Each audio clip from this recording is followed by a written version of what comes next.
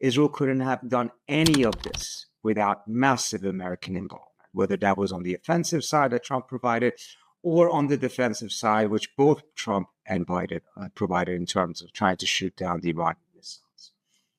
Now, I do think that the Israelis expected that they would have made more advances towards that goal. I don't think they thought that this is going to be a one-off and they're going to be able to reduce Iran into Syria with one attack. But I do think that they had expected to go much further, and I think also they were taken by surprise by how effective Iran's missiles were and their capability of continuing to shoot at Israel, despite the many losses the Iranians took.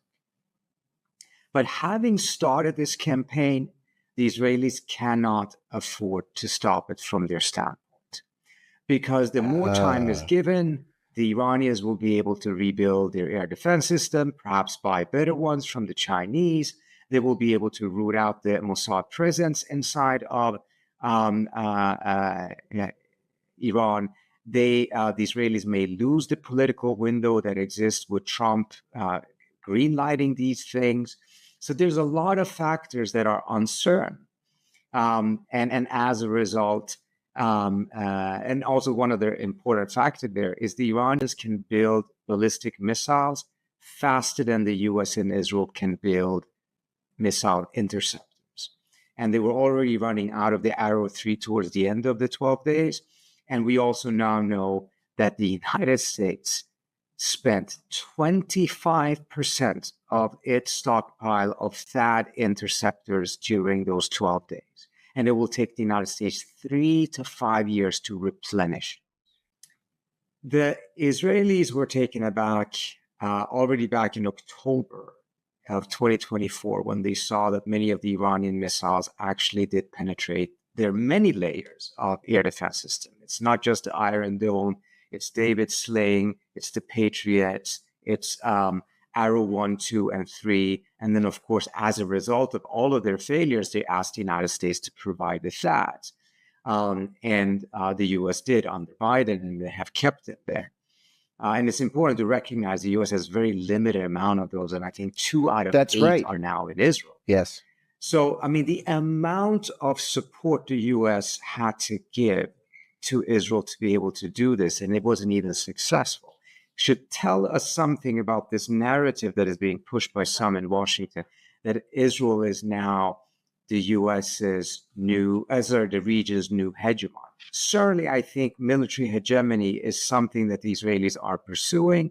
It is part of their military doctrine, but it is really not hegemony if someone else is paying for it. It is really not hegemony if someone else has to step in massively in order for Israel to be able to conduct this warfare.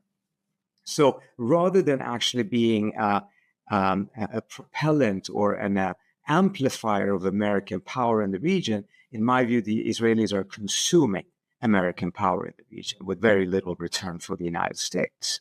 I think the Israelis would have been happy to continue the war as long as the U.S. was in it. They were taking hits. They would take even more hits because the interceptors were running out, but it was worth the price if the U.S. was in there, because with the U.S.'s firepower is obviously vast superior to what the Israelis can do. But since Trump only did a one-off, the ceasefire was something that the Israelis also saw as beneficial to them, precisely because they were taking such hits. But this is also precisely the reason why they will attack again. Israel does not tolerate that there are countries in the region that actually can deter Israel and that can attack Israel and inflict the cost on Israel. It's intolerable according to their military doctrine. As a result, it needs to be eliminated.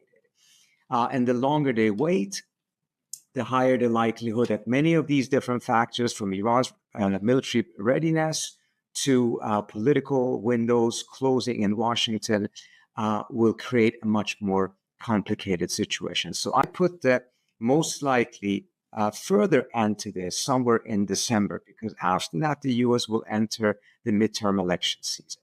We've already seen that this was not popular with MAGA. The only reason that it didn't cost Trump that much is because it was a one-off from their standpoint, and him blasting that this was a major success, and it wasn't a long war. No Americans were killed.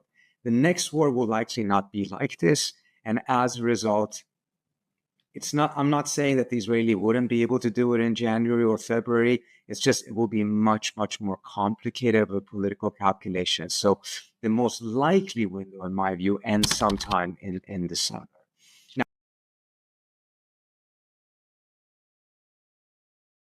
سرچ مدیا